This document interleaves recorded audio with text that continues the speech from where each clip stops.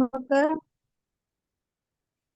ദൈവത്തിന്റെ രക്ഷ ഏറ്റവും സിമ്പിളായിട്ട് നമുക്ക് സ്വീകരിക്കാനുള്ള ഒരു വലിയൊരു കൃപയാണ് പ്രാർത്ഥനാ ജീവിതം, അല്ലേ?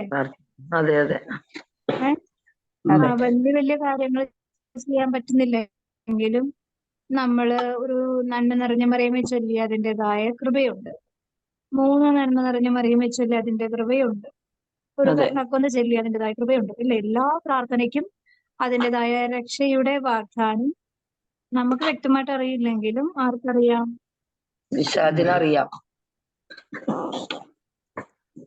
വിശ്വാസത്തിനറിയാം, ദൈവത്തിനറിയാം. അതായത് നമ്മൾക്കിപ്പോ നമ്മളൊരു കാര്യം ഒരാൾക്ക് ഓഫർ ചെയ്തു, മനസ്സിലായോ? ഈ ഇടയ്ക്ക് ശബ്ദം വരുന്നുണ്ടേ. നമ്മളിപ്പോ ഒരാൾക്ക് ഒരു കാര്യം ഓഫർ ചെയ്തു, ചിലപ്പോ നമ്മളത് ഓർത്തിരിക്കണമെന്ന് നിർബന്ധമൊന്നുമില്ല, അല്ലേ? അപ്പൊ പക്ഷെ ഓഫർ കിട്ടിയ ആള് ഓഫർ കിട്ടിയ ആള് ചിലപ്പോ ഓർത്തിരിക്കാം. പക്ഷെ അതായത് എനിക്കാണ് ഇപ്പൊ ഓഫർ കിട്ടിയത്, പക്ഷെ നമ്മളിപ്പോ പല പല ജീവിത മേഖലകളിൽ അത് മറന്നു പോകാൻ സാധ്യതയുണ്ട്. പക്ഷെ സത്യസന്ധമായ ഒരാൾ ഓഫർ ചെയ്തിട്ടുണ്ടെങ്കിൽ ആ വ്യക്തിക്ക് അത് മറന്നു പോകാൻ പാടില്ല, അല്ലെ? സ്വീകരിക്കുന്ന ആളിനേക്കാൾ ഉത്തരവാദിത്തം ആർക്കാണ്? കൊടുക്കുന്ന ആൾക്കും കൂടി ഉണ്ട്, അല്ലേ? അതായത് ഇപ്പൊ നമ്മള് ഒരു കാര്യം ഇത്രയും കാര്യം ചെയ്ത്, അതായത് യാക്കോബിന് ആദ്യം റാഹേലിനെയാണ് പറഞ്ഞത്, അല്ലേ? ആണോ? അത് കഴിഞ്ഞിട്ട് പറഞ്ഞത് റാഹേലിനെ സമയം ഓഫർ ചെയ്ത് ആ സമയം കഴിഞ്ഞപ്പോഴേക്കും സമയം ആയപ്പോഴേക്കും ആ വാഗ്ദാനം ആ സമയത്ത് വാഗ്ദാനം ലേയയിലേക്ക് പോയി. പിന്നെ ലേയയ്ക്ക് വേണ്ടി കാര്യങ്ങള് അതുപോലെ അധ്വാനിച്ചു. പക്ഷെ യാക്കോബിന് അത് ശരിക്കും പറഞ്ഞ സങ്കടപ്പെടാൻ കാരണം ഉണ്ടെങ്കിലും യഥാർത്ഥത്തില് അതിൽ വഴിയൊക്കെ സംഭവിച്ച കാര്യം എന്ന് വെച്ചാല് ഇതിനു മുമ്പ് ഇതേ അവസ്ഥയിൽ ഞാൻ ഒരാളെ വഞ്ചിച്ചിട്ടുണ്ട്.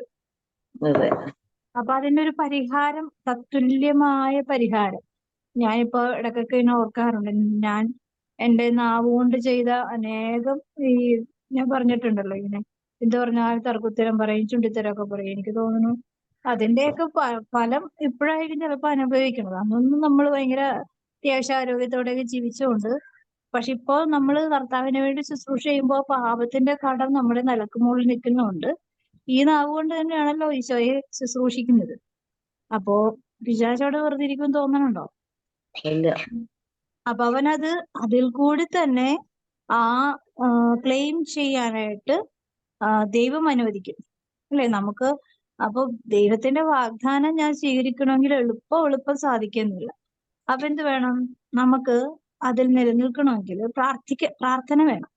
ഇന്ന് ഞാൻ കുറച്ച് ദിവസമായിട്ട് ഞാനിങ്ങനെ ആലോചിക്കുന്നുണ്ട്, ഒരു നിശ്ചിത സമയം ഇരുന്ന് പ്രാർത്ഥിക്കാൻ. പക്ഷെ ഒരു രക്ഷയില്ല.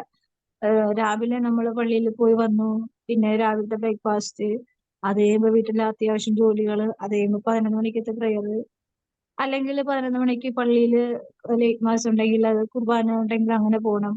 ശരിക്കും പറഞ്ഞാൽ നല്ല ഓട്ടമാണ്. അതിന്റെ ഇടയ്ക്ക് ഇച്ചിരി നേരം കിട്ടിക്കഴിഞ്ഞാൽ അത്യാവശ്യം കാര്യങ്ങൾ വാട്സപ്പ്, ശരിക്കും പറഞ്ഞാൽ ഞാൻ തന്നെ ഞാൻ കഴിഞ്ഞ ദിവസം ഉണ്ടെങ്കിൽ നോക്കിയത് 25 ഗ്രൂപ്പ് ഉണ്ട് ഞാൻ തന്നെ ഒറ്റയ്ക്ക് കൈകാര്യം ചെയ്യുന്നു. എനിക്ക് തന്നെ അത്ഭുതം തോന്നി. കാരണം അതിലെല്ലാത്തിലും കയറി ഇറങ്ങാനുള്ളത് സമയം പോലും കിട്ടാറില്ല. അതിന്റെ ഇടയ്ക്ക് എന്റേതായ അല്ലാത്ത ആക്ടിവിറ്റീസ് എല്ലാം കൂടി ചെയ്യാന്ന് പറഞ്ഞാൽ ശരിക്കും ഒക്കെ ചെയ്യാൻ ദൈവം കൃപ തരണോണ്ടാണ് ചെയ്യാന്നല്ല, എന്നെ കൊണ്ട് ചെയ്യാൻ പറ്റുന്നല്ല. പക്ഷെ ഇതിലേക്ക് ദൈവം ആഗ്രഹിക്കുന്ന വാഗ്ദാനത്തിലേക്ക് എത്തിപ്പെടാൻ വേണ്ടി കുറച്ച് സഹനങ്ങള് ദൈവം നമുക്ക് ഇതിന്റെ ഇടയിൽ കൂടി തരും. അപ്പൊ നമുക്ക് എന്ത് ചെയ്യും? നമുക്ക് സ്വന്തമായിട്ടൊന്നും അധ്വാനിച്ച് അതിനെ അതിജീവിക്കാൻ പറ്റില്ല. ആകെ ഉള്ളത് എന്താണ് നമ്മുടെ കയ്യില്? എന്താണ്?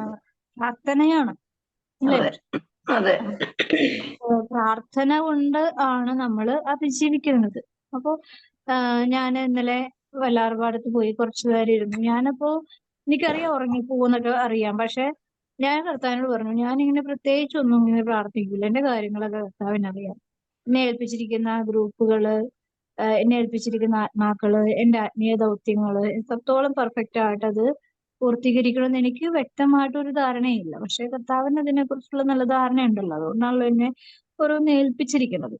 അപ്പൊ ഞാൻ ഇവിടെ ഇരുന്ന് ഇങ്ങനെ പ്രാർത്ഥിക്കും. ഉറങ്ങിപ്പോയാലും ഇല്ലെങ്കിലും എനിക്ക് പറ്റുന്ന പോലെ ഞാൻ ഇവിടെ ഇരുന്ന് പ്രാർത്ഥിക്കും. എന്നെ സഹായിച്ചേക്കണം. അതായത് എന്റെ കുറവുകൾ ഞാൻ ആദ്യം എണ്ണി എണ്ണി പറഞ്ഞു കഴിഞ്ഞാൽ പിന്നെ അതിന്റെ മേല് കർത്താവിന്റെ കരുണയാണ് പിന്നെ അടുത്തത് നമ്മൾ അനുഭവിക്കാനിടയാകുന്നത്. പക്ഷെ എന്താണ്? ചോദിക്കുവിൻ നിങ്ങൾക്ക് ലഭിക്കും, അല്ലെ? അതെ. അന്വേഷിപ്പിൻ നിങ്ങൾക്ക് കണ്ടെത്തി കണ്ടെത്തും, മുട്ടുവിൻ നിങ്ങൾക്ക് നിങ്ങൾക്ക് തുറന്നു തുറന്നു കിട്ടും. ഇതെല്ലാം ഒരു തരത്തില് പ്രാർത്ഥനയാണ്, അല്ലെ? അന്വേഷിക്കണമെന്നുണ്ടെങ്കിൽ എന്താണ്?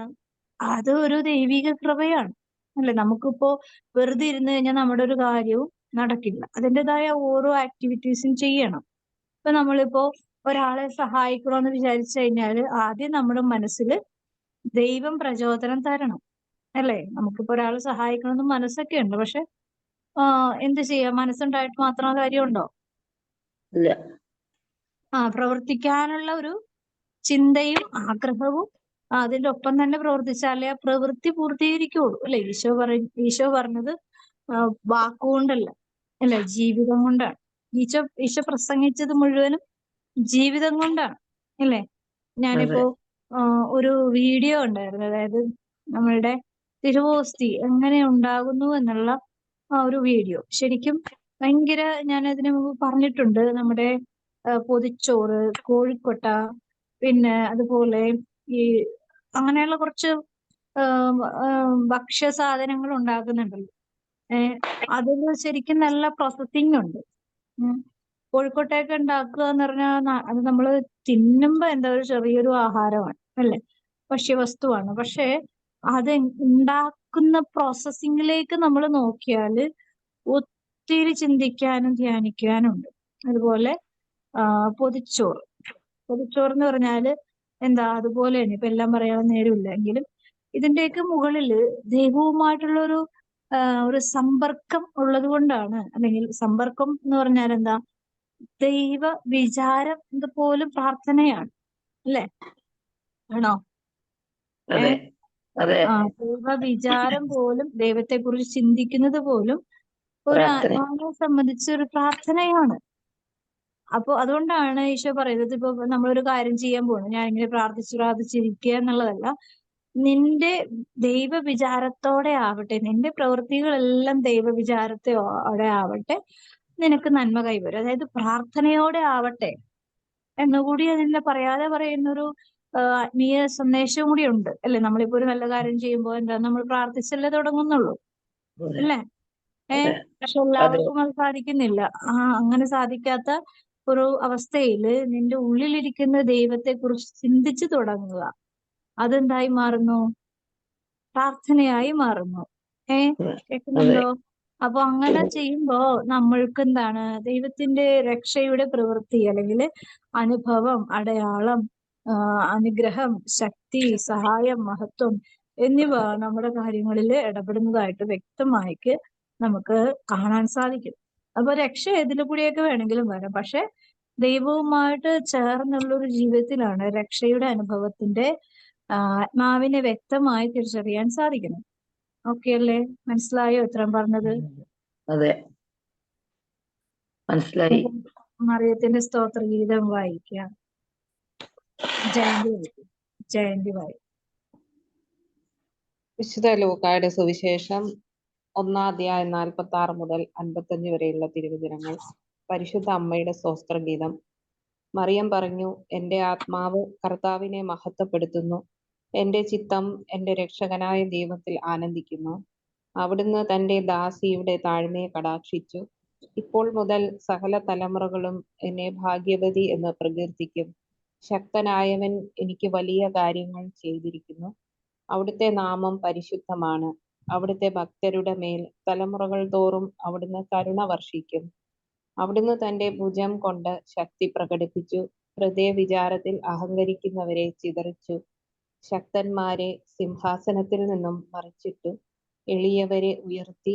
വിശക്കുന്നവരെ വിശിഷ്ട വിഭവങ്ങൾ കൊണ്ട് സംതൃപ്തരാക്കി. സമ്പന്നരെ വെറും കൈയോടെ പറഞ്ഞയച്ചു. തന്റെ കാരുണ്യം അനുസ്മരിച്ചുകൊണ്ട് അവിടുന്ന് തന്റെ ദാസനായ ഇസ്രായേലിനെ സഹായിച്ചു. നമ്മുടെ പിതാക്കന്മാരായ അബ്രാഹത്തോടും അവന്റെ സന്തതികളോടും എന്നേക്കുമായി ചെയ്ത വാഗ്ദാനം അനുസരിച്ച് തന്നെ ദൈവവചനമാണ് നമുക്ക് കേട്ടത്. നമുക്ക് നമ്മുടെ ദൈവത്തെ ഈശോയ്ക്ക് സ്തുതി. തന്റെ കാരുണ്യം അനുസ്മരിച്ചുകൊണ്ട് അവിടുന്ന് തന്റെ ദാസനായ ഇസ്രായേലിനെ സഹായിച്ചു. ദാസൻ എന്ന് പറയുമ്പോഴേക്കും ഏറ്റവും കുറച്ചുകൂടി അടുത്ത ഒരു സ്നേഹം പുലർത്തുന്ന ഒരു വ്യക്തിത്വവും കൂടിയാണ്, അല്ലേ?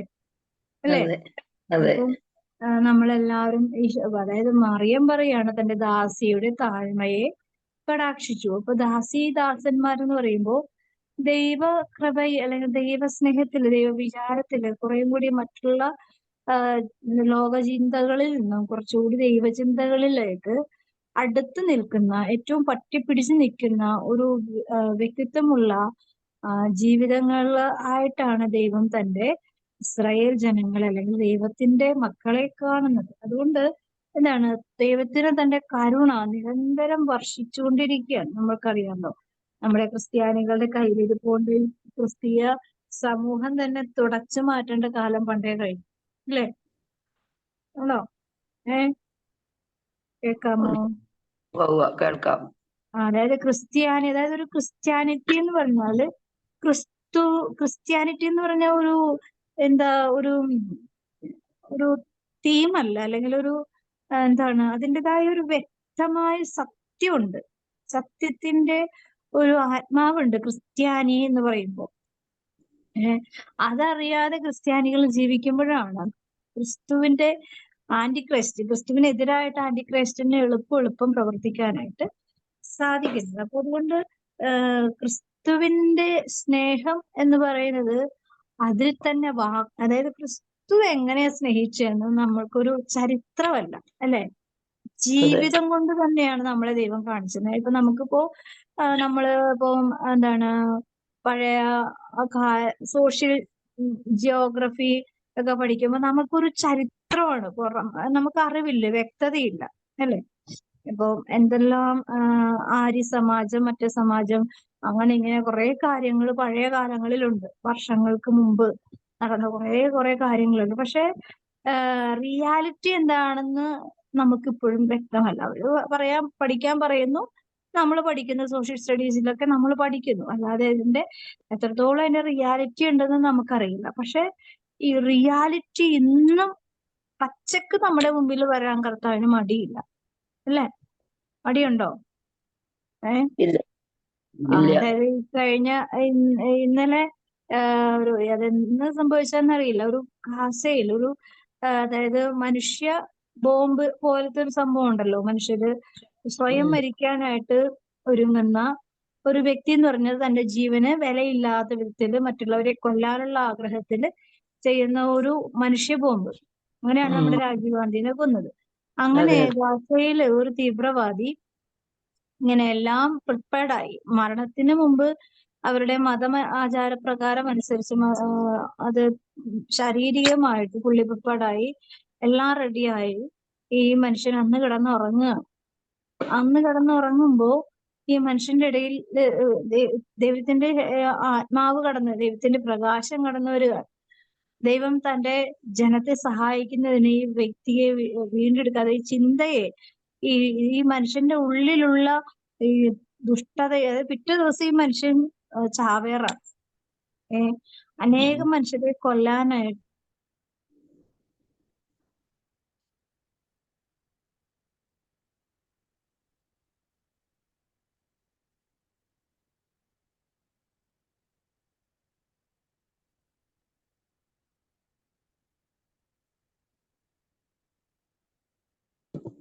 ഞാൻ മുഴുവനും ശ്രദ്ധിച്ചു കേട്ടില്ലെങ്കിലും ഈശോ വന്നു ഗാസയിൽ പലരുടെയും ജീവിതങ്ങളിൽ ഇങ്ങനെ ടെററിസ്റ്റ് ആയിട്ട് ജീവിക്കുന്ന മനുഷ്യരുടെ ഇടയിൽ ദൈവം ലൈവായിട്ട് വന്ന് പ്രവർത്തിക്കുന്നു. പഴയ കാലഘട്ടങ്ങളിൽ ഒത്തിരി ദൈവങ്ങളുണ്ട്, ഇന്നും ദൈവങ്ങളുണ്ടെന്ന് വിശ്വസിക്കുന്ന ഒരുപാട് മനുഷ്യരുടെ ഇടയിലാണ് നമ്മൾ ജീവിക്കുന്നത്. പക്ഷെ ക്രിസ്തുവിനെ പോലെ ഒരു ദൈവത്തെ നമുക്ക് എവിടെയും ലൈവായിട്ട് ടച്ച് ചെയ്യാൻ അല്ലെങ്കിൽ അനുഭവിച്ചറിയുവാനായിട്ട് സാധിക്കാത്ത വിധം യേശു ക്രിസ്തു ഏക രക്ഷകനും നാഥനുമാണെന്ന് തെളിയിക്കേണ്ട ഉത്തരവാദിത്വം ഈശോയ്ക്ക് ഇവിടെ ഈ ഭൂമിയിൽ ജനിച്ചപ്പോഴത് തെളിയിച്ചതാണ്. പക്ഷെ വിശ്വസിക്കാൻ മനസ്സില്ലാത്തത് കൊണ്ട് ദൈവം സമയം ത്വരിതപ്പെടുത്തി തരികയാണ്, അല്ലെ? ദൈവത്തിന് ഇവിടെ വേണമെങ്കിൽ അടങ്ങി ഒതുങ്ങി ഇരുന്നാൽ മതി. ചെയ്യുന്ന പാപങ്ങൾക്കനുസരിച്ച്, തിന്മ പ്രവർത്തിക്കുന്നതനുസരിച്ച് ദൈവത്തിന്റെ ഉഗ്രക്രോധത്തിന് ഇരയാകാൻ മനുഷ്യര് സ്വന്തം അഹങ്കാരത്തിലും അജ്ഞതയിലും നശിക്കട്ടെ എന്ന് വിചാരിച്ച് കർത്താവിനോട് ഇരുന്നാൽ മതി വേണമെങ്കിൽ, അല്ലെ? നമ്മളൊക്കെ അങ്ങനെയല്ലേ സാധാരണ? നമുക്ക് ഇഷ്ടമില്ലാത്തൊരു മനുഷ്യരോട് ആരെന്തെങ്കിലും കാണിക്കട്ടെ എന്ന് വിചാരിച്ച് നമ്മൾ അങ്ങനെ അവോയ്ഡ് ചെയ്യും. പിന്നെ എന്താണ്, കാണുമ്പോൾ വിഷമവും സങ്കടവും ഒക്കെ വരുന്നുണ്ടെങ്കിലും അവർ ചെയ്ത പാപത്തിന്റെ പരിണിത ഫലമാണ് അവർ അനുഭവിക്കുന്നത് വിചാരിച്ച് നമ്മൾ പറഞ്ഞ് എഴുതിത്തള്ളും. പക്ഷെ കർത്താവിന് വേണ്ട അടങ്ങിയിരിക്കാൻ പറ്റുന്നില്ല. അതാണ് മനുഷ്യന്റെ ചിന്തയും ദൈവത്തിന്റെ ചിന്തയും തമ്മിലുള്ള വ്യത്യാസം. നമ്മളെ ശത്രുക്കൾക്കെതിരെ നമ്മള് പ്രാർത്ഥിക്കണമെന്ന് പറഞ്ഞതിന്റെ കാര്യം ക്രിസ്തു പഠിപ്പിച്ചൊരു പ്രാർത്ഥനയാണ്, അല്ലെ? ക്രിസ്തു സ്നേഹിച്ച സ്നേഹമാണ്, ക്രിസ്തു ജീവിച്ചു കാണിച്ച ഒരു പ്രവൃത്തിയും കൂടിയാണ്. അപ്പൊ ഇത് നമ്മൾ പഠിക്കാതെ ഒരിക്കലും നമ്മൾ ക്രിസ്ത്യാനിയാവില്ല, അല്ലെ? നമ്മളിപ്പോ നമുക്ക് ഇഷ്ടമില്ലാത്തൊരു വ്യക്തിയോട് നമ്മൾ സംസാരിക്കാതിരുന്നാൽ ഞാനൊരു വിജാതീയനെ പോലെയാണ് ദൈവത്തിന്റെ മുമ്പിൽ. ആണോ? അതെ അതെ. ഞാൻ പറയുന്നത് ക്ലിയർ ആണോ നിങ്ങൾക്ക്? ക്ലിയർ ആണ്. റെസ്പോൺസ് വളരെ സ്ലോവിലാണ്. ഞാൻ വളരെ സ്ട്രെയിൻ ചെയ്തിട്ടാണ് കേട്ടോ ഇന്ന് ഞാനിന്ന് എറണാകുളത്ത് പോകേണ്ട ഒരു അത്യാവശ്യ കാര്യമുണ്ട്. അപ്പൊ നല്ല വെയിലാണ്. അപ്പൊ ഞാൻ തിരിച്ചു വന്നപ്പോ കർത്താവേ, ഇന്ന് ഞാൻ തിങ്കളാഴ്ച എന്തായാലും വചനം പറയണം എന്ന് ആഗ്രഹമുണ്ട്. ഇന്ന് ഞാൻ എങ്ങനെ പറയും? എനിക്കാണെങ്കിൽ തൊണ്ടയുടെ ഒരു വശത്തിന് നല്ല വേദന.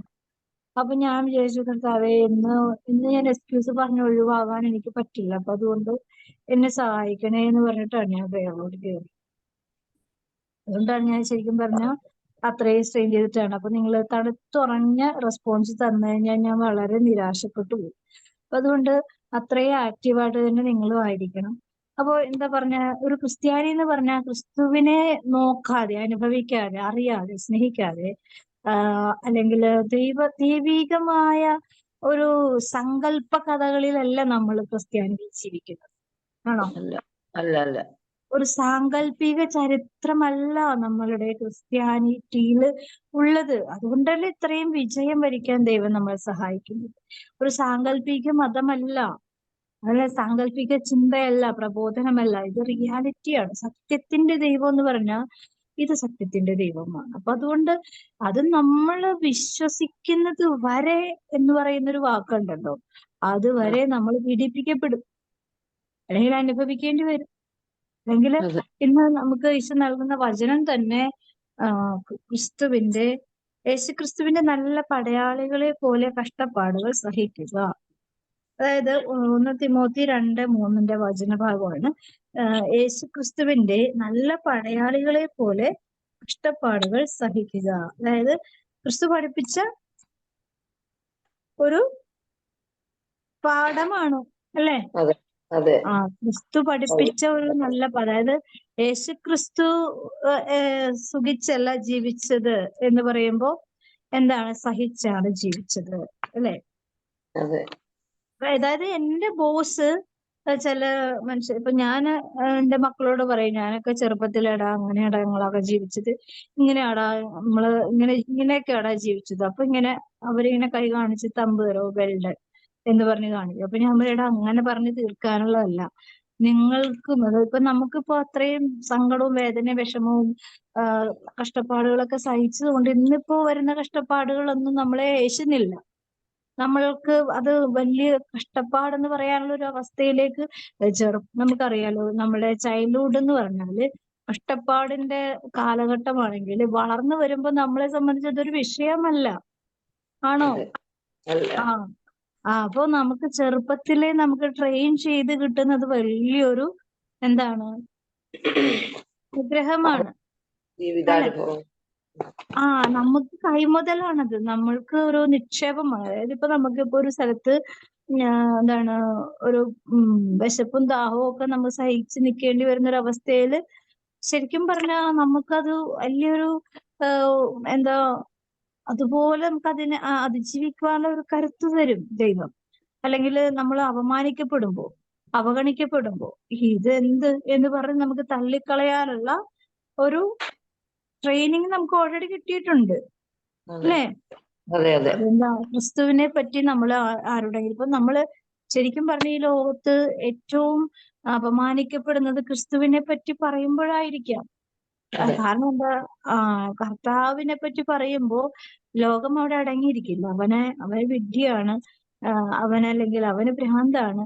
ഞാനിങ്ങനെ ഈ ക്രിസ്തുവിനെ പറ്റി അല്ലെങ്കിൽ ഈശോനെ പറ്റി വലിയ അറിവൊന്നും ഇല്ലാത്ത സമയത്ത് ഞാനിങ്ങനെ കുറെ വിശുദ്ധരുടെ ബുക്കുകളൊക്കെ വാങ്ങിച്ചു വെക്കുകയൊക്കെ വായിച്ചു തീർക്കുക. പക്ഷെ എന്തെങ്കിലുമൊക്കെ ഇങ്ങനെ ഞാൻ എൻ്റെ ഷോപ്പിലിരുന്ന് ഇങ്ങനെ വായിക്കുമായിരുന്നു. അപ്പം എന്തെങ്കിലുമൊക്കെ ചെയ്യും, ഒന്നില്ലെങ്കിൽ ജപമാലയിലും അങ്ങനെ ചെല്ലും, ഇങ്ങനെ ബൈബിൾ അല്ലെങ്കിൽ ബൈബിൾ ഉണ്ടാവും. അപ്പൊ ഈ കടയിൽ വരുന്ന ആൾക്കാര് ഞാൻ ചെയ്യുന്ന കാര്യങ്ങൾ ഇങ്ങനെ, ഞാനൊരു മറയിൽ ഇരുന്നിട്ടാണ് ഇത് ചെയ്യുന്നത്. പക്ഷെ അവരിങ്ങനെ ഒളിഞ്ഞിട്ടൊക്കെ നോക്കും. പരീക്ഷക്കാരൊക്കെ ആകുമ്പോൾ ഞാൻ എന്ത് ചെയ്യണമെന്നൊക്കെ ഇങ്ങനെ ഒളിഞ്ഞിട്ടൊക്കെ നോക്കും. ഒക്കെ ചിരിച്ചിനെ കൊണ്ട് പോകും. അപ്പൊ പലരും പറഞ്ഞിട്ടുണ്ട് വട്ടാണെന്നൊക്കെ ചോദിച്ചിട്ടുണ്ട്.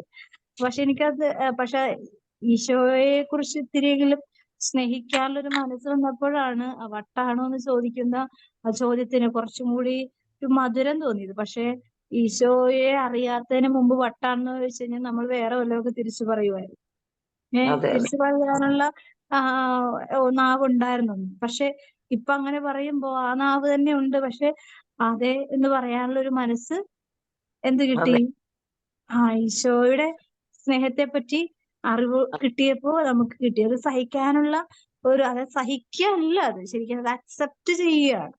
അതെ അതെ നമ്മൾ ഉൾക്കൊള്ളുന്നു. അക്സെപ്റ്റ്, അതെ, അത് നമ്മൾ ഉൾക്കൊള്ളുന്നു. പണ്ട് അങ്ങനെയല്ല. പണ്ട് എന്നെ കഴുതേന്ന് വിളിച്ചു കഴിഞ്ഞാൽ ഞാൻ തിരിച്ച് 4 ഉത്തരം പറഞ്ഞിട്ടേ എനിക്ക് പോന്നില്ല. അങ്ങനെ പറഞ്ഞില്ലെങ്കിൽ എനിക്ക് ഭയങ്കര വിഷമമാണ്. പക്ഷെ ഇന്ന് കഴുതയെന്ന് പറഞ്ഞു വിളിച്ചു കഴിഞ്ഞാല് ഞാൻ പറയും ഈശോ ആദ്യം ഇരുന്നത് കഴുതപ്പുറത്താ, മറയും കഴുതപ്പുറത്ത് വരുന്നത് കഴുതപ്പുറത്താ. ഈശോ ജെറുസലേം ദേവാലയത്തിലേക്ക് പോയത് കഴുതപ്പുറത്താ. അന്ന് വേറെ മൃഗങ്ങളൊന്നും ഇല്ലാഞ്ഞിട്ടല്ലല്ലോ. അന്ന് അതെ ഈശോ രാജാതിരാജനായിരുന്നിട്ട് ഈ കഴുതപ്പുറത്തിരുന്നെങ്കിൽ ആ കഴുതയുടെ പേര് എന്നെ വിളിച്ചു പറയുമ്പോ എനിക്ക് സന്തോഷിക്കാനല്ലാതെ വേറെ ഒന്നുമില്ല. അതുകൊണ്ട് നിങ്ങൾ വിളിച്ചോ, ഒന്നും കൂടി വിളിച്ചോ എന്ന് പറയാനുള്ള ഒരു പ്രചോദനം അവർ കൊടുക്കും. അപ്പൊ ശരിക്കും പറഞ്ഞ ആള് ശരിക്കും ആ അതായത് വളരെ നിസ്സാരമായി അവരുടെ വാക്കിനെ വാല്യൂ ഇല്ലാതായി പോയി. അപ്പം എന്താ ആ ഒരു വ്യക്തമായ ധാരണ എന്റെ ഉള്ളിൽ വന്നതുകൊണ്ട്. അല്ലെങ്കിൽ എന്ത് ചെയ്യും, കഴുതെന്ന് വിളിക്കുമ്പോൾ ചിലപ്പോ വേറെ ആരെങ്കിലും കൂട്ടി നമ്മൾ തിരിച്ചു വിളിക്കാനുള്ള അവസ്ഥ അതെ നമുക്കുണ്ട്. അപ്പൊ ഇതാണ് ദൈവത്തെ കുറിച്ചുള്ള അറിവുകളിൽ നമുക്ക് വളർന്ന വളർച്ച. അത് അമേസിംഗ് ആണ് നമ്മുടെ ജീവിതത്തിൽ. അതായത് നമുക്ക് ചിന്തിക്കാൻ പറ്റാത്ത വിധത്തിൽ ദൈവം നമ്മളെ കൊണ്ടുപോകുന്ന വഴികളാണ്. അത് നമുക്ക് കൃപയോടുകൂടെ ജീവിക്കുന്നവർക്കാണ് കർത്താവിന്റെ വചനം ഭോഷത്വമാണ്. അങ്ങനെയുള്ളവർക്ക്, ലോകത്തിൽ ജീവിക്കുന്നവർക്കാണ് ഭോഷത്വം. അതെ ലൗകിക ചിന്തയിൽ ജീവിക്കുന്നവർ. കഴിഞ്ഞ ദിവസം എന്താണ് ഷൈൻ ടോമോ ആ വ്യക്തി പറയാണ്, ഒരു ഒരു കാര്യം കൂടി കമ്പയർ ചെയ്ത് പറഞ്ഞാണ്. അപ്പോ ഏറ്റവും കൂടുതൽ വിറ്റഴിക്കുന്നത് മദ്യമല്ലേ, ബൈബിൾ അല്ലല്ലോ എന്ന് പറഞ്ഞു. ഒരു കാര്യത്തിന് കമ്പയർ ചെയ്ത് പറഞ്ഞതാണ്. പക്ഷെ അത് ചിന്തിക്കാനുണ്ട്. കാരണം എല്ലാം നല്ലതും എല്ലാവരും സ്വീകരിക്കുന്നില്ല. നല്ലതാണ്, ബൈബിൾ എല്ലാവർക്കും അറിയാം എന്താണെന്ന്. നല്ലതാണ്. നല്ലതാണ്, ഏറ്റവും നല്ല അനുഗ്രഹത്തിന്റെ ഗ്രന്ഥമാണ്, നല്ലതാണ് വിശുദ്ധ ഗ്രന്ഥം എന്ന് എല്ലാവർക്കും അറിയാം. പക്ഷെ അതിനെ അംഗീകരിക്കുന്നുണ്ട്. പക്ഷെ അതിനെ സ്വീകരിക്കുന്നില്ലല്ലോ, ഉൾക്കൊള്ളുന്നില്ലല്ലോ. അപ്പം ഉൾക്കൊള്ളുന്നില്ല. എന്തുകൊണ്ടാണ് അങ്ങനെ ചെയ്യുന്നതെന്ന് പറഞ്ഞാൽ അതാണ് ഈ ലോകം. അതായത് എല്ലാം അതായത് ഈ വചനം പഠിക്കുക, ഈശോയെ അറിയുക, സ്നേഹിക്കുക എന്ന് പറയുമ്പോൾ ഉപേക്ഷകൾ തന്നെ കഷ്ടപ്പാടുകളിലേക്ക് വലിച്ചുകൊണ്ട് പോകുന്നത് അല്ലെ? അതെ നമ്മളുടെ ഉപേക്ഷ, അതായത് ഇപ്പൊ നമ്മളുടെ പഴയ മനുഷ്യനെ ഉരിഞ്ഞു മാറ്റി പുതിയ വ്യക്തിയായി മാറണമെങ്കിൽ പഴയത് ശരിക്കും പറഞ്ഞാൽ നമ്മുടെ ശരീരത്തിൽ മാത്രമല്ലല്ലോ അള്ളി പിടിച്ചിരിക്കുന്നത്. അതെ മനസ്സിലും ആത്മാവിലും ഒക്കെ അള്ളിപ്പിടിച്ചിട്ടുണ്ട്. ഇപ്പൊ നമ്മളിപ്പോ ഞാനിപ്പോഴും മനസ്സിലാക്കുന്ന ഒരു കാര്യമുണ്ട്. ഞാന് അമ്പലങ്ങളിൽ പോകേണ്ടി വന്നിട്ടുണ്ട്. ഞാൻ ബോധത്തോടെ അത് വിശ്വസിച്ചോ ആഗ്രഹിച്ചോ പോകുന്നതല്ല. എന്റെ ഫ്രണ്ട്സിനെ കൂടി ഞാൻ പോയതാണ്. പക്ഷെ ഇപ്പോഴും അതിന്റെ സ്വാധീന വലയം എന്നെ വല്ലാതെ, ഞാൻ അറിയാതെ തന്നെ ഞാൻ ഇപ്പൊ കുറച്ചു നാളായിട്ട് ഞാനത് ശ്രദ്ധിക്കാൻ തുടങ്ങിയത്. എന്നുവെച്ചാൽ ആ ഒരു നമ്മളുടെ ഇവിടെ എല്ലാം ഉണ്ട്. അമ്പലമുണ്ട്, മറ്റേ പള്ളിയുണ്ട്, എല്ലാം ഉണ്ട്. അപ്പോ അമ്പലങ്ങളുടെ അവിടെ കൂടി പോകുമ്പോ ഞാൻ ഓട്ടോമാറ്റിക്കായിട്ട് നോക്കി ഉള്ളിൽ നിന്നൊരു തൊഴാനുള്ള ഒരു ടെൻഡൻസി വരികയാണ്. അതായത് പ്രലോഭകൻ. ഞാന് ശരിക്കും പറഞ്ഞാൽ ഞാൻ അമ്പലത്തിൽ കേറി തൊഴുതു അങ്ങനെയൊന്നും ചെയ്തിട്ടില്ല. പക്ഷെ എന്താണ്, ഈ ദുരാത്മാവ് ആ മണ്ണിൽ കാല് കുത്തിയ അന്ന് മുതൽ എന്നെ ഫോളോ ചെയ്യുന്നുണ്ട്.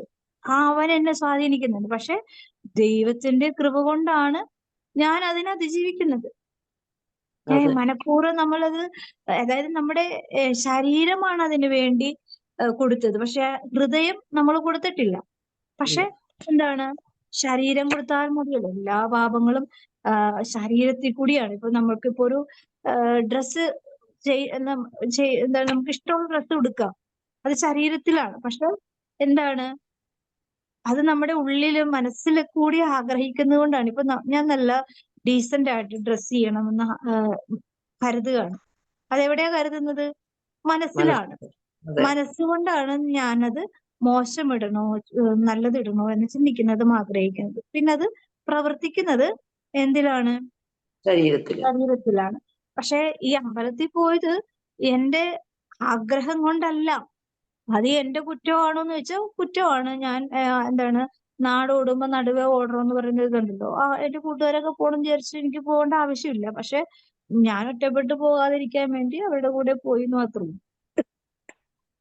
എന്ന് വിചാരിച്ച് അത് എന്നെ, കാരണം നമുക്ക് മനസ്സിലാക്കേണ്ട ഒരു കാര്യമുണ്ട്. ദുഷ്ടാരൂപി ഇങ്ങനെ വേർതിരിച്ചറിയുന്നതാ.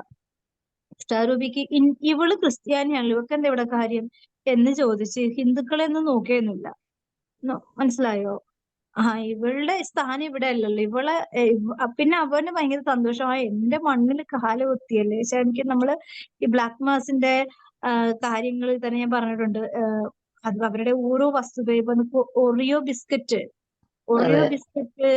ഈ സാത്താൻ സേവക്കാരുടെയാണ്. ഒരുപാട് വിക്സ് വേപ്പറപ്പ്, വിക്സിന്റെ എല്ലാ ഐറ്റംസും, LNGയുടെ മിക്ക ഐറ്റംസും സാത്താൻ സേവകരുടെ അധീനതയിലുള്ള കമ്പനിയാണ്. അപ്പോ LNG ആണോ, പ്രോക്ടർ ആൻഡ് ഗാംബിൾ, അതാണ്. PNG. അപ്പം അങ്ങനെ കുറെ ഐറ്റംസ് ഉണ്ട്. ഞാന് കഴിഞ്ഞ ദിവസം എന്റെ മോൻ ഒറിയോ ബിസ്ക്കറ്റ്, ഞാനിത് പറഞ്ഞപ്പോ അവന് വേണ്ടെന്നൊക്കെ വിചാരിച്ചു. പക്ഷെ അവന്റെ ഇഷ്ടം, ആ ബിസ്ക്കറ്റിനോടുള്ള ഇഷ്ടം കൊണ്ട് അവനൊരു ദിവസം എവിടുന്നോ വാങ്ങിച്ചു. ഞങ്ങള് കടയിൽ വെക്കാറില്ല. അവൻ എവിടുന്നോ വാങ്ങിച്ചു. എന്നിട്ട് ഞാൻ അവന്റെ ബാഗ് തപ്പി നോക്കിയപ്പോ ബിസ്ക്കറ്റ് കിടക്കുന്നുണ്ട്. ഞാൻ വേഗം എടുത്ത് പട്ടിക്ക് കൊടുക്കാന്ന് വിചാരിച്ചു. പട്ടിക്ക് കൊടുക്കണ്ട, കാരണം ആ പട്ടിക്ക് തിന്നണ എന്തെങ്കിലും, പട്ടിയാണെങ്കിൽ അങ്ങനെ ക്രീം ബിസ്ക്കറ്റ് അങ്ങനെ തിന്നില്ല. അപ്പൊ അതുകൊണ്ട് അവനോട് എന്തെങ്കിലും വേസ്റ്റ് ഇട്ട് കഴിഞ്ഞാൽ അവന് കണ്ടുപിടിക്കുമല്ലോ. അപ്പൊ ഞാനെടുത്ത് മാറ്റി വെച്ചു. ഇപ്പൊ ഒരു 5-6 മാസമായി മാറ്റി വെച്ചിട്ട്. ഞാനിപ്പോ കഴിഞ്ഞ ദിവസം കണ്ടപ്പോ പിണ്ണാക്ക് പോലെ ആയിപ്പോയി. അപ്പൊ ഞാനതെടുത്ത് കളഞ്ഞു. അപ്പം അവൻ എന്നോട് പറഞ്ഞു, ഈ ബിസ്ക്കറ്റ് എവിടെ നിന്ന് കിട്ടി എന്നൊക്കെ ചോദിച്ചു. അപ്പൊ ശരിക്കും പറഞ്ഞാൽ ദൈവത്തിന്റെ ഒരു കൃപയാണ്. അവനത് കൊണ്ടുപോകുന്നതിന് മുമ്പ് എനിക്ക് അന്ന് ബാഗ് പരിശോധിക്കാൻ തോന്നിയത് തന്നെ ഒരു കൃപയാണ്. ദൈവം നമ്മളെ സഹായിക്കുന്നുണ്ട്. വലിയ വലിയ കാര്യമാണെന്ന് നമ്മൾ അങ്ങനെ വലിയ വലിയ ആയിട്ട് ആണോ എന്ന് വിചാരിച്ച വലിയ കാര്യം തന്നെയാ. കാരണം അവന്റെ ഓരോരുത്തരുടെ പ്രൊഡക്റ്റ്, ഇപ്പൊ നമ്മളിപ്പോ വിജാതീയ ആചാരങ്ങളുടെ പൂജകൾ ചെയ്ത ഭക്ഷണം കഴിക്കരുതെന്ന് പറഞ്ഞാൽ എന്താ, അവര് പൂജിക്കുന്നതാ. പൂജിക്കുക എന്ന് പറഞ്ഞാൽ അതിൽ എല്ലാം പെടും. അതുകൊണ്ടാണ് കഴിക്കരുതെന്ന് പറഞ്ഞത്. പക്ഷെ നമ്മള് അറിഞ്ഞോ അറിയാതെയൊക്കെ കഴിച്ചു പോകുമ്പോ അതിന്റെ ഒരു സ്വാധീനം, നമ്മൾ അത് ഉള്ളിൽ ചെന്ന് കഴിഞ്ഞാല് അത് ഏത് തരത്തിൽ, നമ്മൾ വിശ്വാസമില്ലെങ്കിൽ ഓക്കെ, വിശ്വസിക്കുമ്പോൾ തെറ്റാണ് എന്ന് മനസ്സിലാക്കിക്കൊണ്ട് നമ്മളത് കഴിച്ചു കഴിഞ്ഞാല് അതിന്റെ ബാഡ് എഫക്റ്റ് നമുക്ക് തീർച്ചയായിട്ടും കിട്ടും. അപ്പം പറഞ്ഞു പോകുന്ന വിഷയം മാറിപ്പോണെങ്കിലും എന്തായാലും നമ്മള് അതായത് ഈ കഷ്ടപ്പാടുകൾ വരിക എന്ന് പറഞ്ഞാലുണ്ടല്ലോ, നമുക്ക് ഒന്നില്ലെങ്കിൽ ദൈവസ്നേഹത്തിനെതിരെ നമ്മൾ ജീവിക്കുമ്പോൾ കഷ്ടപ്പാടുകൾ ഓട്ടോമാറ്റിക്കലി നമുക്കുണ്ടാവും. രണ്ടാമത് വരുന്ന കഷ്ടപ്പാട് എന്ന് വെച്ചാൽ നമ്മൾ ദൈവത്തോട് അടുക്കാനുള്ള ഒരു വിശുദ്ധീകരണത്തിന് വേണ്ടിയുള്ള കഷ്ടപ്പാടുകൾ ഉണ്ടാവും. മൂന്നാമത് വരുന്നത് കുറച്ചും കൂടി ഗ്ലോറിഫൈ ആണ്. ആ കഷ്ടപ്പാടുകൾ ഭയങ്കര ആസ്വദിക്കുന്ന കഷ്ടപ്പാട്, അതാണ് വിശുദ്ധർക്ക് ലഭിക്കുന്ന കഷ്ടപ്പാടുകൾ. അത് ഇങ്ങനെ 3 തട്ടാണ് കഷ്ടപ്പാടുകൾ. അത് ഏതിലാണ് നമ്മൾ ഓരോരുത്തരായിരിക്കുന്നത്. ചില ജീവിതങ്ങൾ ഒത്തിരി കഷ്ടപ്പെടുന്നുണ്ടാവും, അധ്വാനിക്കുന്നുണ്ടാവും, പക്ഷെ ഗതി പിടിക്കുന്നില്ല. കാരണം എന്താ, പല ഫൗണ്ടേഷനില് മോശമായത് കിടക്കുന്നുണ്ട്. അതിനെ നമ്മൾ ഡെലിവറൻസ് ചെയ്ത് ഇപ്പൊ നമ്മുടെ വയറ്റില് നമ്മളുടെ ഏതെങ്കിലും ഒരു സർജറിക്ക് നമ്മുടെ വയറ്റില് എന്തോ ഉള്ളില് ആന്തരിക അവയവങ്ങള് അല്ലാതെ ഏതെങ്കിലും ഒരു വസ്തു ഉള്ളിൽ ചെന്ന് തന്നെ ഒരു നാരോ ഒരു എന്താണ് പിന്നോ എന്ത് സാധനം ഉള്ളിൽ ചെന്നാൽ എന്തായിരിക്കും അവസ്ഥ? അത് അതെ എന്താണെന്ന് നമ്മൾ അറിയുന്നില്ല, പക്ഷെ വേദന മാറുന്നില്ല, അല്ലെ? അതെ അതെ നമ്മുടെ ഉള്ളിലുള്ള വസ്തുക്കൾ ദൈവം സൃഷ്ടിച്ചു വെച്ചിരിക്കുന്ന അല്ലാതെ ഏതെങ്കിലും സാധനം ഉള്ളിൽ കയറിയാൽ അത് നമ്മൾക്ക് എന്ത് പറ്റും? ബാഡ് എഫക്റ്റ് ഉണ്ടാക്കും ആരോഗ്യപരമായി, അല്ലെ? അതെ അല്ലെ? അതെടുത്ത് അതെ ഓപ്പറേറ്റ് ചെയ്ത് പുറത്ത് കളയുന്നത് വരെ നമുക്ക് അതിൽ കൂടി സഹനങ്ങൾ വന്നുകൊണ്ടിരിക്കും. അതുപോലെ തന്നെയാണ് എന്ത് നമ്മുടെ കുടുംബ ജീവിതത്തില്, വ്യക്തി ജീവിതത്തില്, ആത്മീയ ജീവിതത്തില്, ഭൗതിക ജീവിതത്തില്. അപ്പൊ ഈ കഷ്ടപ്പാടുകള് ഏതിൽ കൂടി വന്നു എന്നുള്ളത് നമ്മൾ അറിഞ്ഞു കഴിഞ്ഞാൽ നമുക്കിപ്പോ ഒരു സ്കാൻ ചെയ്തോ ഇന്ന സംഭവം ഉള്ളിലുണ്ട് എന്ന് പറഞ്ഞ അന്ന് അവിടെ ഇരുന്നോട്ട് ഇനി സഹിക്കാൻ വയ്യ എന്ന് പറഞ്ഞ് നമ്മളത് സഹിച്ചുകൊണ്ടിരിക്കോ? നമ്മളത് കണ്ട ഉടനെ എന്ത് സംഭവമാണെങ്കിലും അത് നമ്മളത് ഓപ്പറേറ്റ് ചെയ്ത് പുറത്ത് കളയും, ഇല്ലേ? കളയോ? അതെ കളയും ആ കളയും കളയുമ്പോഴാണ് നമ്മൾ ആ പ്രശ്നത്തിൽ നിന്നൊരു വിടുതൽ കിട്ടുന്നത്, ഡെലിവറി ആവണം, ഒരു ഒരു ആശ്വാസം കിട്ടുന്നത്. ഇതുപോലെയാണ് ഒരു വിടുതൽ ഒരു ആത്മാവിനെ സംബന്ധിച്ച്, ഒരു കുടുംബത്തെ സംബന്ധിച്ച്, അല്ലെങ്കിൽ ഒരു മണ്ണിനെ സംബന്ധിച്ച് നമ്മൾ ശരിക്കും പറഞ്ഞാൽ അറിയാതെയൊക്കെ പറ്റുന്നതാണ്. പക്ഷെ നമ്മൾ അതിനെ ഡെലിവറൻസ് ചെയ്യുന്നു പറഞ്ഞാൽ ആ മേഖലയെ ഞാൻ മനഃപൂർവ്വം വെറുത്തുപേക്ഷിക്കുന്നു. ദൈവത്തിന്റെ സ്നേഹത്തിന് വേണ്ടി ഞാൻ ഉറച്ച നിലപാടെടുക്കുന്നു. അങ്ങനെയൊക്കെ വരുമ്പോഴാണ് ഒരു ഡെലിവറൻസ്. ഇപ്പൊ നമ്മളിപ്പോ നമ്മുടെ ഭൂമിയില് പണ്ട് നമ്മളിപ്പോ ആയിരിക്കുന്ന ഭൂമി എന്തൊക്കെ വൃത്തികേട് ചെയ്ത ഭൂമിയാന്ന് നമുക്കറിയില്ല. പക്ഷെ അതെന്താണ്, അതിനെ ബ്ലെസ്ഡ് ചെയ്യുമ്പോഴേക്ക് അത് വിശദീകരിക്കപ്പെടുക, അല്ലെ? അതെ അതെ അങ്ങനെ ഓരോ കാര്യങ്ങൾ ചെയ്യുമ്പോഴാണ് ബ്ലെസ്ഡ് ആവുന്നത്. പക്ഷെ ചിലത് ബ്ലെസ്സിങ്ങിനെ നിർവീര്യമാക്കുവാൻ നമ്മുടെ വിശ്വാസമില്ലാത്ത ഒരു ജീവിതം അവിടെ ഉണ്ടെങ്കിൽ ആ ബ്ലെസ്സിങ് അത് പൂർണ്ണമായി ഫലദായകമാക്കുവാൻ സാധിക്കുമോ എന്ന് വിചാരിച്ചാൽ ചിലപ്പോൾ സാധിക്കില്ല. വിശ്വാസമില്ലാത്ത മനുഷ്യര്, അതായത് നമ്മളിപ്പോ ഒരു കല്യാണം, വിവാഹം എന്ന കൂദാശ, ഇപ്പൊ ഞാനത് കല്യാണങ്ങളിലെ കുർബാനയിലൊക്കെ പാടാൻ നിൽക്കുമ്പോ എനിക്ക് ശരിക്കും പറഞ്ഞാൽ സങ്കടം, ചില സമയത്ത് സങ്കടം വരാറുണ്ട്. ശരിക്കും പറഞ്ഞാൽ അവിടെ ഓരോ കൂദാശ വചനങ്ങൾ പറയുമ്പോ അവര് റെസ്പോൺസ് ചെയ്യണം, ആമേൻ ആമേൻ എന്ന് പറയണം. അച്ഛൻ തന്നെയാണ് ആമേൻ എന്ന് പറയുന്നത്. അപ്പൊ ശരിക്കും ആരെ ബ്ലസ് ചെയ്യണമെന്ന് പോലും അവർക്കറിയില്ല. അതായത് ഇന്നതുപോലെ ആവട്ടെ എന്ന് പറഞ്ഞ് അച്ഛൻ കുരിശ് വരച്ച് ബ്ലെസ്സിങ് ചെയ്യും. അപ്പൊ കൂടെ നിൽക്കുന്ന വധുവും വരന്മാരും എന്താണ് താലിയാണെങ്കിലും മന്ത്രകോടിയാണെങ്കിലും അതിങ്ങനെ ബ്ലെസ്സിങ് ചെയ്യും. അതുപോലെ അവരെ തലയെ കൈവച്ച് ബ്ലെസ്സിങ് ചെയ്യും. ഇവിടെ ഒന്നും ആമേനൊന്നും പറയാൻ അറിഞ്ഞൂടാ, അവര് വേറെ ഏതോ ലോകത്ത് ജീവിക്കുന്ന പോലെ നിൽക്കുന്നത്. അപ്പൊ ഒരു അടിസ്ഥാനപരമായിട്ടുള്ള ഒരു വിശ്വാസം ഇല്ലാത്തതുകൊണ്ടാണ് നമ്മൾ ആമേൻ പറയാ. ചില നമുക്ക് ഒരു വിശ്വാസം വന്നിട്ട് ആ വിശ്വാസത്തിന്റെ തീവ്രത വരുമ്പോഴാണ് നമുക്ക് ചില വചനങ്ങള് നമ്മുടെ ഉള്ളിലേക്ക് തറഞ്ഞു കയറുമ്പോ, അല്ലെങ്കിൽ നമ്മൾ അത് സ്വീകരിക്കുമ്പോഴാണ് നമ്മൾ ഓട്ടോമാറ്റിക്കായിട്ട് ആമേൻ പറയുന്നത്, അല്ലേ? ആണോ? അതെ അതെ ഇത് വിശ്വാസതലം ഇങ്ങനെ മന്ദത പിടിച്ചിരിക്കുന്നുണ്ടെങ്കിൽ ആമേൻ ആര് പറയുന്നു? ആരും പറയുന്നില്ല. അപ്പൊ എന്ത് സംഭവിക്കുന്നു? അവിടെ ആ പഴുതി ആമേൻ പറയുന്ന സമയത്ത് ആമേൻ പറയാതെ അത് ഫില്ലാകാതെ വരുമ്പോ എന്ത് സംഭവിക്കും? അവിടെ കൂടി വിശ്വാസം കയറി വരാൻ സാധിക്കും. കാരണം അതുപോലെ ആകാൻ അവൻ ആഗ്രഹിക്കുന്നില്ല. അതുകൊണ്ട് ആ ഒരു ചെറിയൊരു ഗ്യാപ്പ്, പിശാചിന് കയറാനുള്ള വലിയ ഗുഹയൊന്നും വേണ്ട, ഒരു ചെറിയ നൂൽപ്പഴുതിന്റെ ഗ്യാപ്പ് മതി. അതുകൊണ്ട് വരുന്ന കഷ്ടപ്പാടുകള് പിന്നീടുള്ള ജീവിതത്തില് ഏതെല്ലാം അവസ്ഥയിൽ കൂടി നമുക്കറിയില്ല. ആദ്യത്തെ ആ ഒരു എന്താണ് ഉദാശകൾ വഴി നമ്മളിപ്പോ ശരിക്കും പറഞ്ഞ ക്രിസ്ത്യാനികൾക്ക് രജിസ്ട്രേഷൻ എന്ന് പറയുന്ന ഒരു സംഭവം ഉള്ളത് കൊണ്ട് മാത്രമാണോ പള്ളിയിൽ കൊണ്ടുവന്ന അച്ഛന്റെ ഒക്കെ ഒരു അനുവാദവും ആശീർവാദവും മുട്ടുകുത്തേണ്ട സമയത്ത് മുട്ടുകുത്താൻ അറിഞ്ഞുകൂടാ, ഒന്നും അറിഞ്ഞുകൂടാ. ശരിക്കും പറഞ്ഞ മാരേജ് പ്രിപ്പറേഷൻ കോഴ്സ് എന്ന് പറഞ്ഞൊരു കോഴ്സ് ഉണ്ട്. ശരിക്കും പറഞ്ഞ ഈ കുർബാനയുടെ സമയത്തെങ്കിലും ഈ മക്കള് ഏതെല്ലാം തരത്തില് അത് മുമ്പ് പോട്ടെ, സമ്മതിക്കാം നമുക്ക്. കാരണം അവരുടെ ജീവിതം ഓരോരോ സെറ്റിങ്ങിലായിരിക്കും. കാരണം പല പല രാജ്യങ്ങൾ, ദേശങ്ങൾ, ജോലിയുടെ പക്ഷെ അവർക്ക് റിപ്പയർ ചെയ്യാനുള്ള ഒരു സമയം കൂടിയാണ് മാരേജ് പ്രിപ്പറേഷൻ കോഴ്സ്. അല്ലാതെ മക്കളെ ഉണ്ടാക്കുന്നതിനെ കുറിച്ചാണ് കൂടുതൽ കാര്യങ്ങൾ പറയുന്നത്. ഓക്കെ, അത് വേണം. പക്ഷെ ഒരു കൂതാശ ജീവിതം, ഒരു ക്രിസ്ത്യാനിയെ സംബന്ധിച്ച് വിശ്വാസ ജീവിതം എങ്ങനെ സുദൃഢമാക്കാം, എങ്ങനെ അത് സ്ട്രെങ്തൻ ചെയ്യാം എന്നുള്ള ഒരു കാര്യം അത് നല്ല രീതിയിൽ അവതരണം കൊടുക്കുന്നുണ്ടോ എനിക്ക് ഞാൻ ഈ കോഴ്സ് കൂടിയിട്ടുണ്ട്. പക്ഷെ എനിക്കൊരു ഫീലും തോന്നിയിട്ടില്ല. അന്ന് നമുക്ക് അത്രയും ബോധവും ബുദ്ധിയും ഇല്ലായിരുന്നുവെങ്കിലും ഞാനൊക്കെ പോയിരുന്ന കോഴ്സിലൊക്കെ ഏറ്റവും കൂടുതൽ ഈ ദാമ്പത്യ ജീവിതത്തിനെ കുറിച്ചുള്ള ക്ലാസ്സുകളാണ് ഏറ്റവും കൂടുതൽ എടുത്ത്. കാരണം ഈ ഭ്രൂണഹത്യ ചെയ്യരുത് എന്നുള്ള ഒരു കാര്യമാണ്. പക്ഷെ ശരിക്കും പറഞ്ഞാൽ ആദ്യം ഭ്രൂണഹത്യ ചെയ്യുന്നതിനെ കുറിച്ചല്ല പഠിപ്പിക്കേണ്ടത്. എനിക്ക് തോന്നുന്നു, എന്റെ ഒരു ഒപ്പീനിയൻ ആണ് എന്തായാലും. അതായത് ദൈവഭയത്തോടു കൂടി ജീവിക്കുന്ന ഒരു വ്യക്തിക്ക് ഇതിന്റെ ഒന്നും ആവശ്യം, ഇങ്ങനെയുള്ള ഒരു ക്ലാസിന്റെ ആവശ്യമൊന്നുമില്ല എനിക്ക് തോന്നുന്നു. ദൈവഭയത്തോടെ ജീവിക്കുന്ന ഓരോ മനുഷ്യരും, ദൈവസ്നേഹത്തോടെ ജീവിക്കുന്ന ഓരോ മനുഷ്യർക്കും ഇതൊരു പാപം ചെയ്യാൻ ഭയം ഉണ്ടാവും.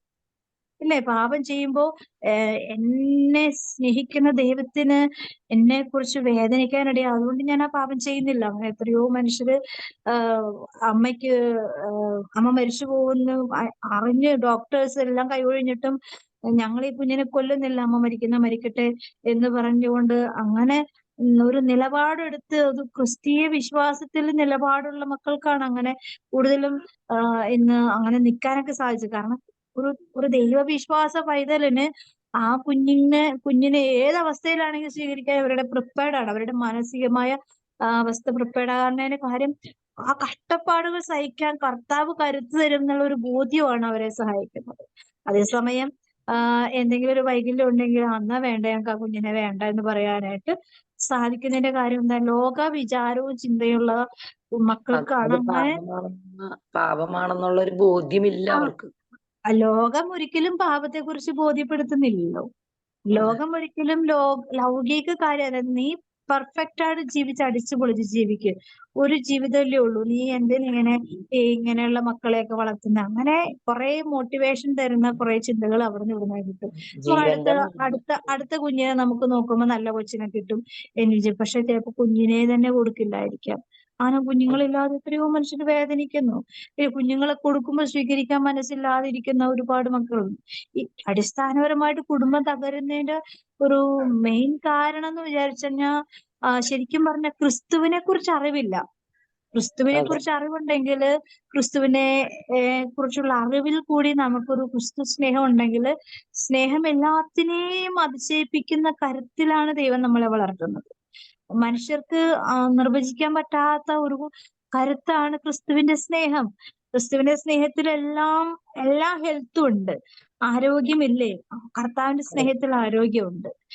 ആരോഗ്യമില്ലാത്ത മനുഷ്യര്, അതായത് കൈയും കാലും ഇല്ല, ആരോഗ്യപരമായിട്ട് ഒന്നുമില്ല, നിക്ക് ഇന്ന് ലോകം കണ്ടതിൽ വെച്ച് വലിയൊരു വചന പ്രഘോഷകനാണ്, അല്ലെ? അപ്പൊ നമുക്ക് തെളിവുകൾ വ്യക്തമായി നമ്മുടെ കൺമുമ്പിൽ ഉണ്ടായിരുന്നിട്ടും നമുക്കത് വ്യക്തമായ ബോധ്യത്തോടുകൂടെ സ്വീകരിക്കാൻ പറ്റാത്തതിന്റെ ഒരു കാരണം എന്ന് പറഞ്ഞാൽ, കഷ്ടപ്പാടുകൾ സഹിക്കാനായിട്ട് അല്ലെങ്കിൽ ബുദ്ധിമുട്ട് സഹിക്കാനായിട്ട് മാനസികമായ ഒരു ഒരുക്കം, പ്രിപ്പറേഷൻ, മാനേജിങ് പവർ ഇല്ല. ഒരു മാൻ പവർ ഉള്ളിലിരുന്ന് വർക്ക് ചെയ്യുന്നു എന്നുള്ളൊരു ചിന്ത ഇല്ലാത്തത് കൊണ്ട് കഷ്ടപ്പാട് വരുമ്പോ ഇട്ടേച്ചെറിഞ്ഞു പോവുകയാണ്.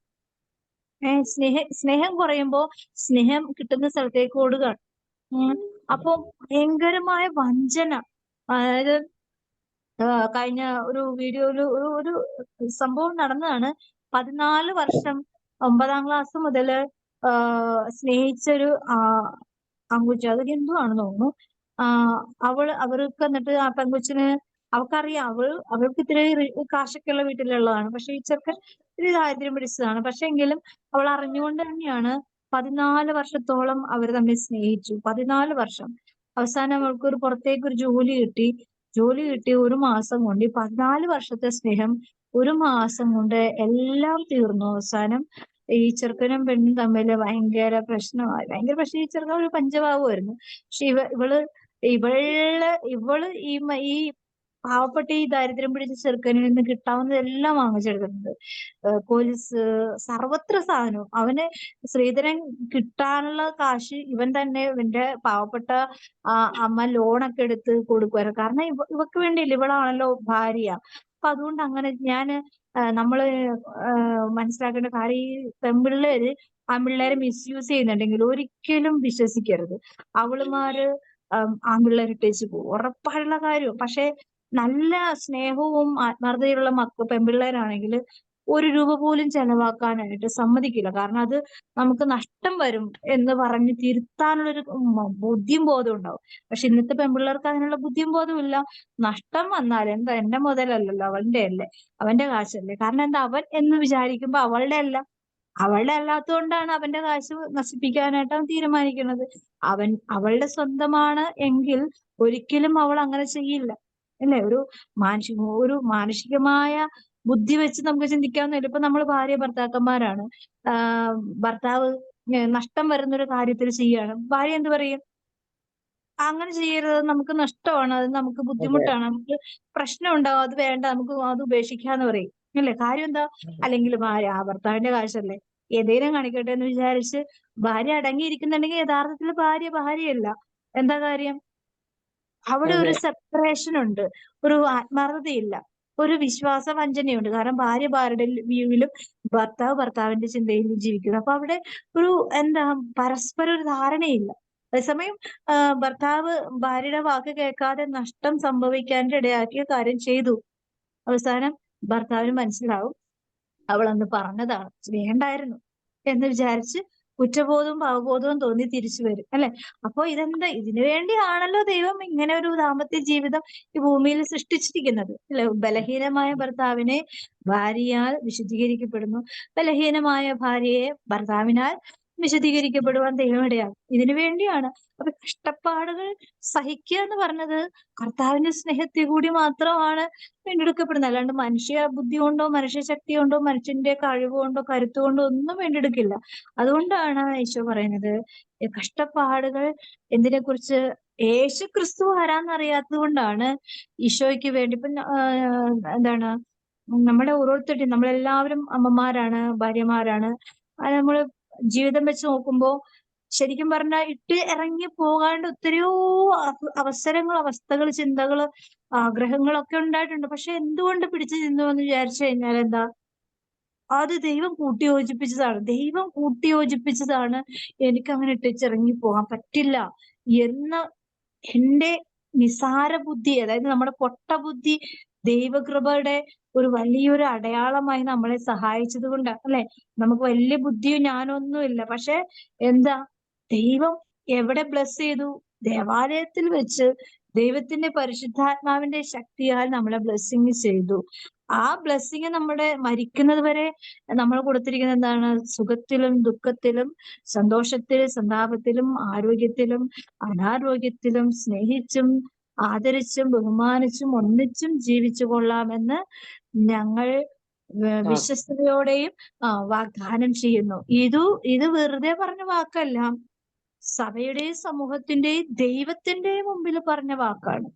ഇത് എറിഞ്ഞു പോകുന്നവന്റെ ജീവിതം എന്ന് പറഞ്ഞാൽ അത് വില കൊടുത്ത് നമുക്ക് ദൈവം തന്ന വില ഉപേക്ഷിച്ച് ചീള് കേസായിട്ട് വലിച്ചെറിയുമ്പോ പുറകെ വരുന്ന ഭർത്താവല്ല, പിശാചായിരിക്കും. പിന്നെ അവന്റെ ജീവിതം നശിച്ചു പോകും. അന്യ പുരുഷ ബന്ധമോ അല്ലെങ്കിൽ അന്യ സ്ത്രീബന്ധമോ ഇല്ലാതെ വിവാഹബന്ധം വേർപെടുത്താൻ പാടില്ല എന്ന് പറയുന്നതിന്റെ കാര്യം അത് വെച്ചാൽ അത് ദൈവം ആഗ്രഹിക്കുന്നില്ല. അത്രമാത്രം നീചമായ ഒരു വ്യക്തിത്വമാണെന്ന് അറിഞ്ഞുകൊണ്ടാണ് ആ ഒരു വിവാഹമോചനത്തിന് ആകെ ഒരു സൊല്യൂഷൻ കൊടുത്തിരിക്കുന്നത്. പരസ്ത്രീ ബന്ധമോ പുരുഷ ബന്ധമോ ഉണ്ടെങ്കിൽ മാത്രമാണ് ഒരു കാര്യം ഇങ്ങനെ പറഞ്ഞേക്കാം. അല്ലാത്തത് സഹിച്ച് നിന്നോളണം എന്ന കർത്താവ് പറയണത്. അപ്പൊ എന്താ, ക്രിസ്തുവിന്റെ പീഡ ഞാൻ കുരിശെടുക്കുന്നത് ചിലപ്പോ എന്റെ ഭർത്താവായിരിക്കാം, എന്റെ കുടുംബ ബന്ധങ്ങളായിരിക്കാം. ഇത് നമ്മളെ വിളിച്ചിരിക്കുന്ന ദൈവം വിശ്വസ്തനായതുകൊണ്ട് അത് പൂർത്തീകരിക്കേണ്ട ഉത്തരവാദിത്വം ദൈവത്തിനുണ്ട്. പക്ഷെ അതുപോലെ നമ്മൾ സഹിക്കുക. ഒരു പട്ടാളക്കാരൻ തന്റെ സൈന്യാധിപനെ അനുസരിക്കുന്നത് പോലെ, അല്ലെങ്കിൽ ആ സിറ്റുവേഷനെ നമ്മൾ അതിജീവിക്കുന്നത് പോലെ ക്രിസ്തുവിന്റെ സ്നേഹത്തിൽ നിലനിൽക്കണം എന്നുള്ളത് ദൈവത്തിന്റെ ഒരു ആഗ്രഹമാണ്. അതനുസരിക്കുമ്പോൾ അനുഗ്രഹം മൂളിന്ന വരുന്നത്, മനുഷ്യന്റെ കയ്യിൽ നിന്നല്ല. ആ ഒരു തിരിച്ചറിവോടുകൂടെ ഈശോയെ ഞങ്ങളുടെ കുടുംബജീവിതങ്ങളെ അനുഗ്രഹിക്കണമേ, ശക്തിപ്പെടുത്തണമേ എന്ന് ആഗ്രഹിച്ച് നന്ദി പറഞ്ഞ് പ്രാർത്ഥിക്കാം. ഈശോയുടെ തിരുഹൃദയത്തിൽ ഞങ്ങൾക്കായി